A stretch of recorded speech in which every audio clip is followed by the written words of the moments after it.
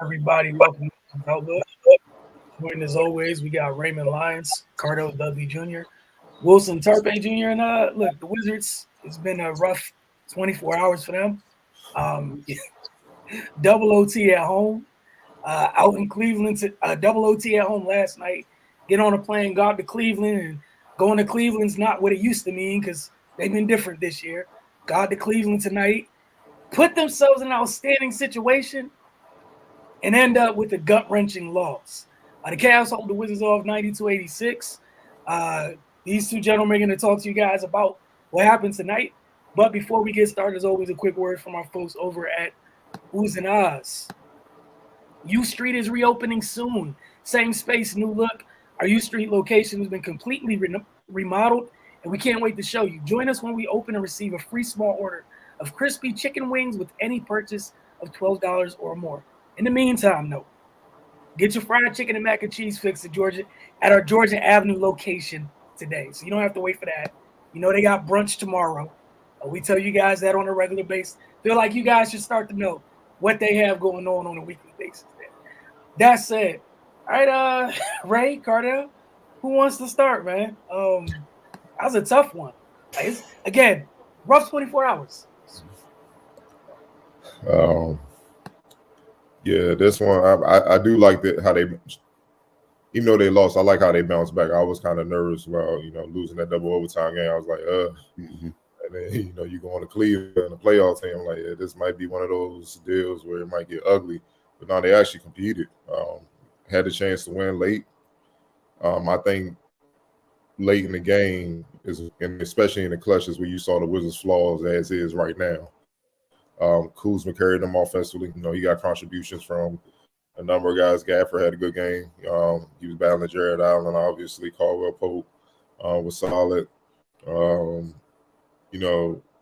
Rui, he came off the bench, gave him some solid numbers, but for the most part, Kuz carried them offensively. But late in the game, you could tell that the Cavs, they sent doubles at Kuz, and they said somebody else was going to have to beat us, and no one really stepped up and became aggressive. And that's the flaw, is like somebody else got to emerge consistently to be the other option as a scorer to take pressure off what Kuz is bringing until Porzingis starts to play. And obviously Brad is out for the rest of the year. So that's where that's the situation they're in right now. And then also you got to give the Cavs credit. I think throughout the game they played to what the Wizards are. And then finally, I say about midway through the fourth quarter, they started playing to where their strengths were, and that's their versatility. They would do pick and rolls to try to create mismatches, and when they did, depending on the mismatch, they would either take a guy one-on-one, like it was Gafford on the perimeter, Laurie Markkinen would take a one-on-one or something like that, or if Markkinen or Jared Allen or Eric Mobley, they got switched on to like Ish or somebody, they took them right to the post. They didn't play games. And the result was they kept going to the free throw line, getting free throws down the stretch, or they scored. And that's how they were able to make their run and take the lead and eventually the game. Also, what hurt the Wizards was turnovers, man. Like, look, man, you're not going to – I understand the Cavs they're nice defensively. We know that, especially at rim protection. They got a lot of size. Pretty much got 3-footers out there starting, you know what I mean? It's tough. But at the same time, man, I don't care who you playing, man. You have 18 turnovers, and they score 23 points off that. It's going to be tough, man. And this was a night where actually the Wizards defense showed up. You know what I'm saying? They held the Cavs in check. This was like a mid-90s, late 90s type battle. You know what I'm saying, with the scores as involved. But the turnovers killed them. They focused in on Kuz when it came to wintertime. And then they just exploited the Wizards' flaws, man. If they just took what the switching. You know how I am with the switching. You got to fight over the screens and stuff. But the switching, that's what it does. When you switch, I get it. When you're not at a consistent defensive team, you switch to just keep a body in front of guys so they won't turn the corner and get easy lay-ins. I get it. But they're going to have to work harder or something, man, because right now it's just easy for teams to get mismatches, and then it's still you basically delaying the inevitable. You know what I'm saying? That's all it really is. So those few things they have to really figure out, and somebody else will have to be aggressive. I don't know who's going to be. Kisper's a rookie. He's been showing some signs, but I don't think he's ready for prime time right now. KCP, he's solid, but I'm not sure if you could be like, yo, give us a good 15 to 18 tonight, what I'm saying, to help Kuz out right now. I don't think you could do that. Um, Rui's capable, but he's coming off the bench. I don't know, he's size, playing the four. He gets sometimes he gets a lot in foul trouble or whatnot in a few games. So it's just they have to find somebody. And Denny just had one of those nights, man. It was just non-existent. So they have to find a second option, man. They got to find it from somewhere. It, it's beginning to look like yo, Porzingis, you ready? You knee all right? Like, come on, dog, what's up? You know what I'm saying? You see you practicing, you look like you're ready, dog. Like, what's up, man? Like, it's starting to look like that because it's starting to get real. Like, people, we can sit up here in front of all we want. Teams in playoff mode. We said that all throughout the season. At the All-Star break, the team that's serious about the playoffs, they gonna kick it in again. They just gonna be out here just trying to murder everybody. And the Wizards trying to keep pace for a play-in. They can't keep dropping these games, man. This was a winnable game, just like last night was a winnable game. And these L's hurt. So, but the main thing is they're right there. It ain't like what we were seeing leading up before the trade or whatever. It's just when they were just getting blasted every night. It's like, geez, they're being competitive. They just got to fine tune a couple things, and they can start putting some wins together, man. But yeah, they just got to go back to the drawing board, so to speak, and stop being so predictable. We all know they trying to get the ball to Kuz, but you got other guys that shouldn't be scared to step up when the moment comes and try to make a play. Right. Yeah, I was definitely worried about them coming off the back to back, especially the type of grueling game they played last night. Double overtime. But yeah, man, they rose to the challenge for the most part. They competed. They looked like they were engaged and fresh, all things considered.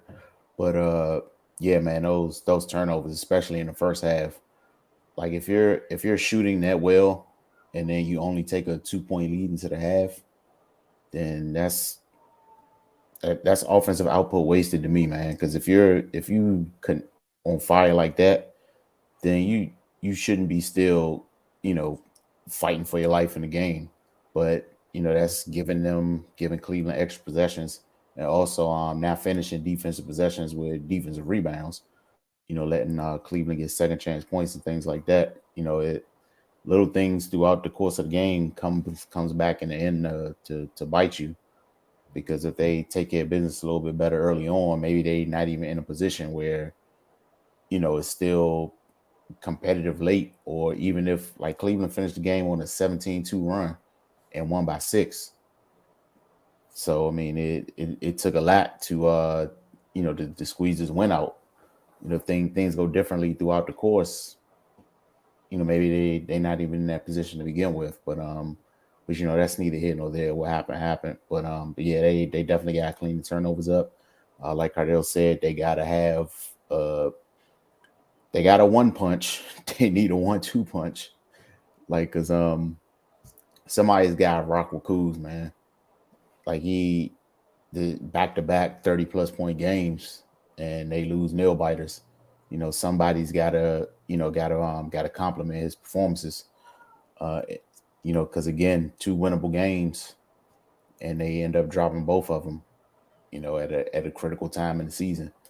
Something's got to give with that. But yeah, man, and like you said, their defense was pretty much on point for almost the entire game. Like, we rarely see that from them. Like, typically we get a quarter here or 2 quarters max. They were pretty much on point defensively for the duration. They were fouling a lot, and then not only were they fouling a lot, they were sending the Cavs to the line. Like, they fouled 24 times, and the Cavs got 24 free throws. Like, that hurt, especially with the Wizards only getting 6 free throws. Like, that's the game right there. 18-point difference at the free throw line.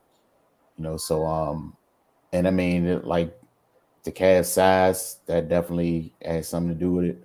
But it's those laws in the game where the Wizards kind of depend on outside shots too much. You gotta be a little bit more aggressive and get to the paint and at least try to put some pressure on those guys.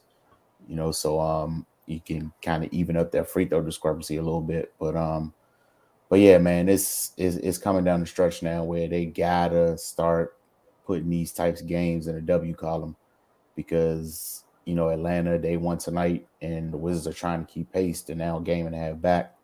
They got to start making up some ground at some point. It's 22 games left, I think, or something like that. So this season's winding down quickly, man. If they want to find themselves in the position for the play-in, then yeah, they got to start stringing some wins together. Luckily they've already gone through the hell part of this schedule, but yeah, again, like they're dropping winnable games, so that really doesn't matter. If you can't even beat who's in front of you, so yeah, they got to figure something out, man. They got to just buckle down and get a little more consistent because again, 2 winnable games, and they've had a number of winnable games so far this season that they dropped. So if they could just clean those little things up, man, it's not a lot. It's not a lot of space between where they are and where they need to be. But that's the difference between good teams and bad teams, man. Yeah, I think you guys are in on that. And look, like you said, it's just honestly you're running out of time. Um, it's you either take advantage of what's in front of you or you don't. And like you guys mentioned, it's definitely not the vibes we had or that. What was it? It felt like a month leading up into the trade deadline, which it felt like the longest month in the world, where everything was just horrible, for lack of a better word. It's not that, but that is costing you right now because now you can't afford to drop. Like now it hurts almost twice as much when you drop winnable games. It was a rough 24 hours again. But to keep things moving, guys, I told you my rule for the rest of the year, so there it is. Cool, so, for sure. Yeah. All right. I'm gonna roll with Seti Osman. I know we didn't mention him, but he was huge off the bench. He scored 19, I believe, off the bench. Yeah, he tied the entire Wizards bench production by himself. He was huge. They couldn't guard him. 7 for 13 from the field, 2 or 5 from 3, 5 assists, 4 rebounds. I mean, he did it all. 29 minutes, man. So yeah, his production hurt them, man. Without his production, it's a different game, even with the late game issues with the Wizards. But he kind of changed the course of the game when he came in. You know what I mean? Because it forced Kuz to have to continue his scoring, and no one else really stepped up. You know what I mean? Right. Yeah, I agree, man. He helped Cleveland keep pace in the first half. He came off the bench, was an immediate spark plug. He pretty much he changed the complexion of the game for them, man. And yeah, the Wizards had no answers. I mean, look, sometimes that's simple. Like literally, if you just look, I know you guys didn't see, but when you guys were talking, just scrolling through like their leaders in the box score tonight, it was their 3 bigs and Chetty Osman. Yeah. And keep in mind, the Cavs, Rondo was hurt, Garland out, Sexton, they ain't even had their guards. You know what I'm saying? And Goodwin, did a solid job, man. His defense was hurt because he kept Neto and Ish Smith from being efficient. Normally, you can count on them to get at least one of them to give you some offense, some steady scoring or whatnot. He shut that down. So, you gotta give him props, man. But that's why they've had the turnaround that they have defensively. They're a monster. You know what I mean? And speaking from experience, man, when you got somebody behind you that can protect the rim, let alone 3 of them. I mean, I'm daring you to go around me. Go ahead. Look, I mean, let's go. Let's get so we can get our fast break start, get this bucket. Like, if I were you, I'd just settle for this jumper. You know what I mean? So, Hey, this contested jumper at that. Like, yeah. So, look, man, it's just what's the lesser of 2 evils, man? Pick one. You know what I mean? So that's why they're monsters, man. It's tough, and best believe offensive players are aware. You know, you turn that corner, you know one of them coming. You know what I'm saying? So, well, Jared Allen's coming for everything. He's coming for everything. I don't care if he on the bench. He's still jumping up, dog. He's just one of those dudes that block shots. But they're tough, man. They're gonna be a tough out, man, with their size, man. It's just get their guards up. They're gonna be nasty to deal with. They're gonna be tough. All right, we got a couple of comments from Mr. Ludd. I'll definitely be back at Ooze and Nas. Been going to the Uptown Ooze and Nas a bunch. Shout out Jamil, man. He always be showing love to the show, man. Keep getting the players ready. They need you, man. You need to say in the second option, man. Or you gotta help them put them through some drills, baby. Oh man, glad he's able to catch the show. He usually working. Facts. So, Area 11T. They should get Rui more shots and more minutes. honestly, I was thinking about him too. You know, we've seen it before, you know, the Olympic break, and he, you know, took a little hiatus or whatnot. But, you know, last year, and especially the year before that, like when he started coming to his own, he showed he wasn't afraid, man. He showed he had the ability. Those are the two key things. So it's just about the coaching staff, I guess, in a sense. You could tell Rui is, at least at this stage in his career and his personality, he's not the type to rock the boat, so to speak, where he's just going, look, man, we need a bucket. I'm about to he ain't gonna do that. So I'm thinking it's going to have to be the coaching staff or maybe even some vets on the team, like, yo, you got the ability, you know, look for your shot. You know what I mean? Be aggressive. Especially when they keying in on Kuz, man. Because he's after Kuz, he's probably the most versatile player. You know what I mean? He has guard skills, but he has a 3-4 body. You know what I'm saying? Like he can do a number of things, and he's sneaky athletic. He'll surprise you. You know what I'm saying? We done seen him put a couple cats in the basket and off the vertical. You know what I'm saying? Traffic and stuff like that. Like he a big. So, and I know he's not afraid, man. So, and then you know, in late game moments, you can trust his defense. That's the key. I know he got picked up with some kind of foul. I mean, that foul on Jared Allen, like, come on, man, they just banging, dog. But they in Cleveland, you know, it is what it is. So, you know, like he not gonna really give nothing up on the other end. So you could trust him out there and close the moments. He just got to look for a shot. Yeah, we already see how he does a great job. Anytime teams go zone when he's on the floor, he's Hey, look, man, it's still an important shot. Man, they go straight to Rui. That's the zone buster for them. But yeah, definitely, I'm with Carter. I'll definitely agree with you. Area 11T. One thing I wanted to ask you guys. You guys saw the report today? I think it was Shams about Saddle coming back. Yeah. What did you guys? I didn't want to get y'all's thoughts on that. I know nobody asked, but get y'all's thoughts on that. Get another wing defender and get some size on the point guard spot. Let's face it, man. When DeJounte Murray, Lord jeez, last night, man. I don't think people understand how big he is. He's 6'5", 6'6". And he ain't the only one. Lonnie Walker's 6'5". If Patel, I think he about 6'7". You know what I'm saying? Like those wings be turning the Wizards up. And I love Neto. He a dog. Ish Smith, fast as ever. He's small, man. Small, man. 6'1", 6 feet. Man, those dudes don't see him. Like DeJounte Murray, it was basically like a layup drill the way he was knocking down mid-range jumpers because they couldn't do nothing. And then he's shifty, even though he's bigger. So you can't rip him. So all he doing is just getting to his spots, and I'm raising up on you. And they need somebody that can kind of, you know, challenge those shots, man. You know what I'm saying? Especially if they try and get in the play in. But also he's versatile.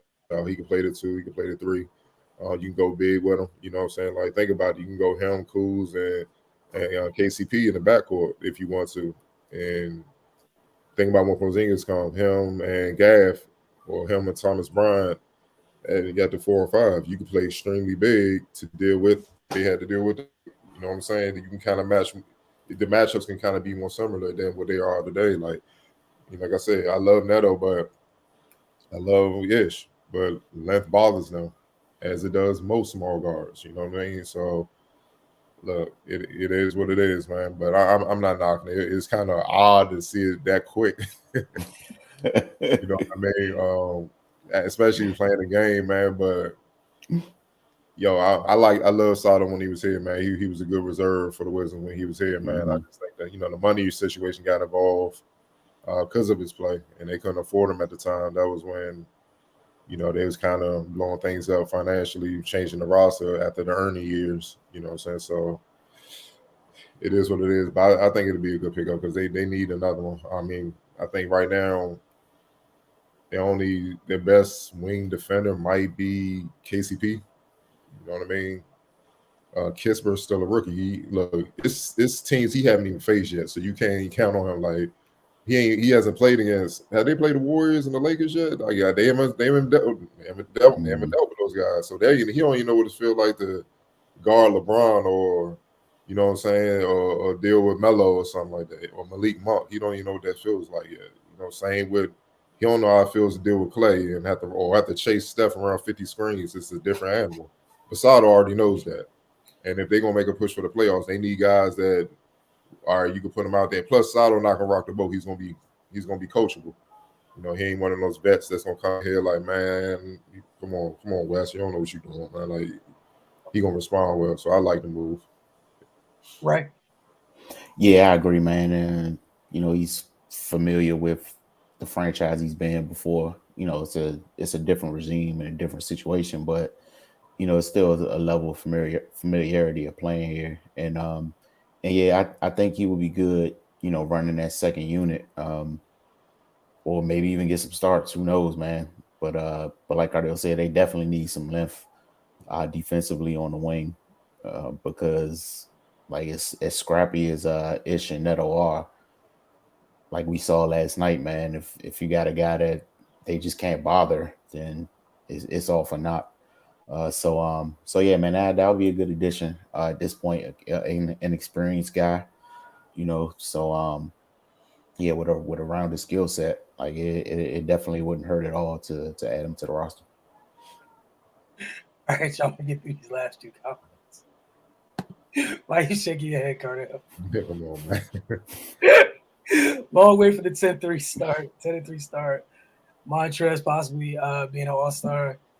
Shaking my head, not even on the team no more. By Wiz. Kyle Johnson back with the doom and gloom. Look, man, it's been said, they ain't name names, but we know who they're talking about. Like sometimes it's addition by subtraction, dog. Like some dudes, that's what it was clear. They was undermining the West. They was doing their own thing, certain guys, and it made it hard for them to gel as a team. That's why we were seeing ass whoopings of epic proportions for like a month. It was just like, why y'all even bothering to play? You might as well just forfeit. Like it's just waste of time.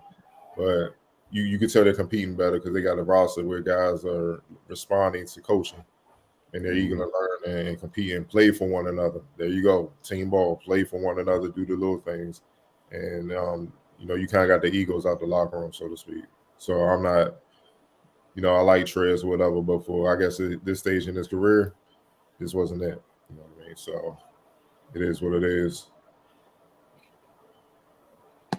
Right, feel free to chime in if you want. Embiid won't be able to come to Philly if they don't win the championship this year. Come to DC and Embiid, it's only right.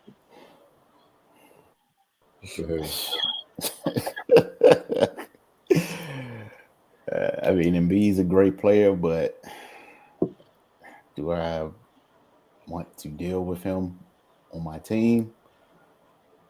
I don't know, man. Because it's been proven that once things don't go the way he wants them to go, that the attitude surfaces. And I mean, we gonna see what that's like at the for the remainder of the season. But yeah, I mean, that's a pipe dream anyway. So yeah, I don't know what more can be said about that. Big O says, tripping dog, best big in the league. I guess he's talking to you, right? Yeah, I mean, like I said, he's a great player. There's no doubt about that. But is he a great leader? Is he? I mean, it's a lot of great players that I'd rather do without. I'll leave it at that. And then on just being realistic, he's not leaving Philly, man. What the no way in hell, dog. Like, oh man, he's straight. Like he all-star MVP candidates, no reason to leave. And they just got harder. Like they about to look, man. They on a mission. You know what they on? They on the ship. So nah, man. You know why would he want to go? Like wishful thinking, dog. It is Then to come here on top of that. exactly. He gonna be All right, in rare form. He be blaming everybody. The coach can't coach. Cruz is trash. He take nothing but threes. Hey, boy, he be going off, boy. Oh my God. Give me the ball. Neto can't even see me in the post. Well, take me back to Philly. Oh, all right. From a realistic place, he said he wanted the Wizards to trade Bill for Simmons. I mean, you know, hey. And that's for the Embiid impersonation. That's all he told. It get ugly in that here. Yeah. I mean, I'm sure a lot of people would have wanted that. But again, like, you know, we discussed, like, look, man, my man was trying to get back to his best friend from Houston, and it took a little bit longer than scheduled. They're back together. You know? That's all it really was. Like, that's it. Like Houston's owner was like, what I won't do is you not going to him. That's what I won't do. Y'all can call me whatever. I'll burn this thing to the ground. But I'm not sending you I'm not sending you to Daryl. You cannot go with Daryl. You know, it took a little bit. They were patient. And look, man, love conquers all. They're back together in Philly. Hey, that's all that matters. Want to thank y'all for hanging with us tonight. We'll see y'all Tuesday. I think Tuesday they play again. You know, we'll see you guys for Wizards Outlook. Then a couple more times next week as well. Again, thank you for hanging with us this Saturday evening. I think it's Saturday. We'll see y'all very, very soon. Ray, Cardell, myself.